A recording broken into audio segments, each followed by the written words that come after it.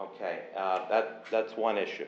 The other issue, I couldn't help but listening about the North Street pumping station and about the overflow of water. Obviously, it's the bottom of the hill there. Everything runs downhill, and that's been ongoing forever. These people, when that road is reconstructed, they need a stone French drain under the curbway that ties into the storm sewer that's going to suck away a lot of that water, and you're going to see a lot of the illegal hookups that these poor people have to produce to save their house. And this is unfortunate that they have to do that, but as town officials, you have to do better for them when we redo that road for them. And it's coming. They deserve it. They fought it forever.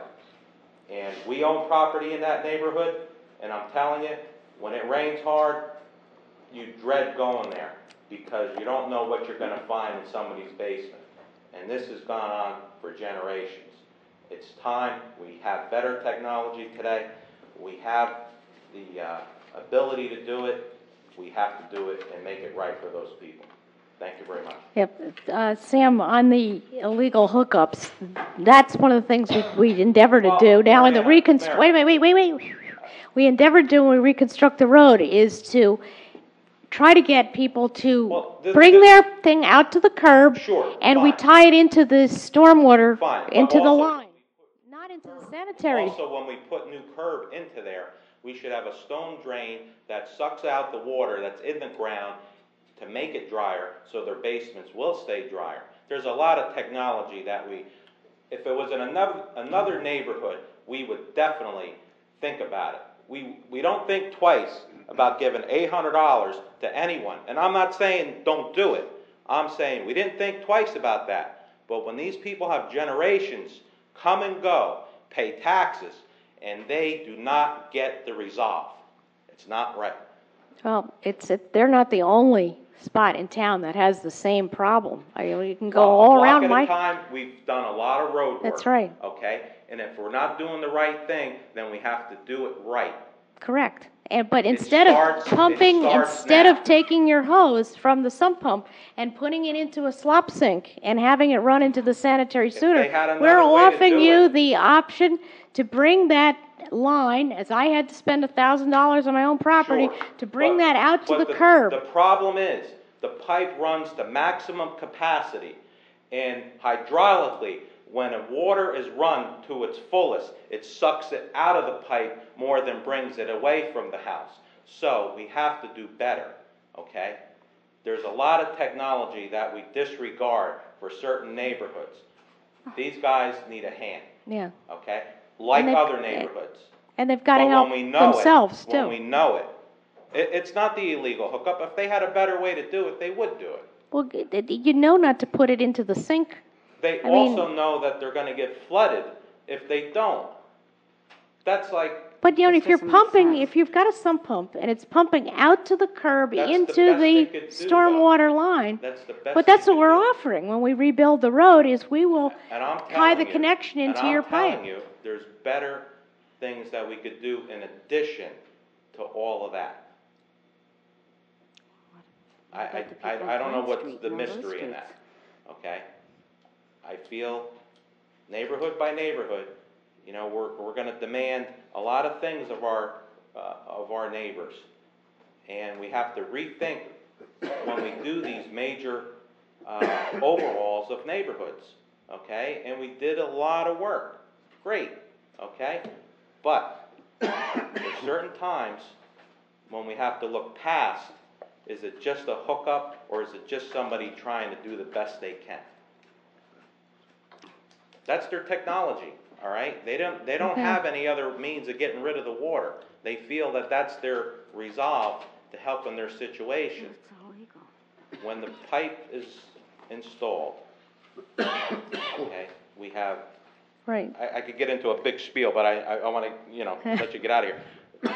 Problem is, it's running to capacity in these storms. Okay, so no matter what you do, because it's not going into the stormwater sewer; it's going into the sanitary sewer. Two different lines. Two different lines. But Sam, your point is when we do it, you want us to make sure that we look at the engineering to do it right. Absolutely. So that is very very good, and very good suggestion, and I just want to clarify one thing. We don't change projects based on neighborhoods. Obviously, this has been long I'm not going. going to debate that, but, and I'm not here to question that. but- I'm just saying, obviously, we're spending a lot of money to redo roads, okay? When there's a problem ongoing for generations, we have to have a resolve eventually for the people that are in these areas, no matter what the area is. So when we do it right. Yeah. We'll try better. Yep. Thank you. Thank you. Is there anyone else wishing to be heard? Seeing none, unfinished business. Sam, you had something you wanted to raise? Executive. We're finished, executive. All right. Is it litigation, contract, or personnel? No, it's just things that are going on. Well, you know, you can have an agenda rec Right, or right, an right. informal discussion when we So we're leave, not going back to okay? executive meeting? Right. Well, Right. I just want to talk about that, and maybe Ray could explain a little more, Ray. You know, we've been meeting with the Board of Ed, a few members of the Board of Ed, and there's a good chance that the Board of Ed could be plugged into the new Borough Hall. Ray, you want to explain what we're doing? And some of the meetings we had? Be careful.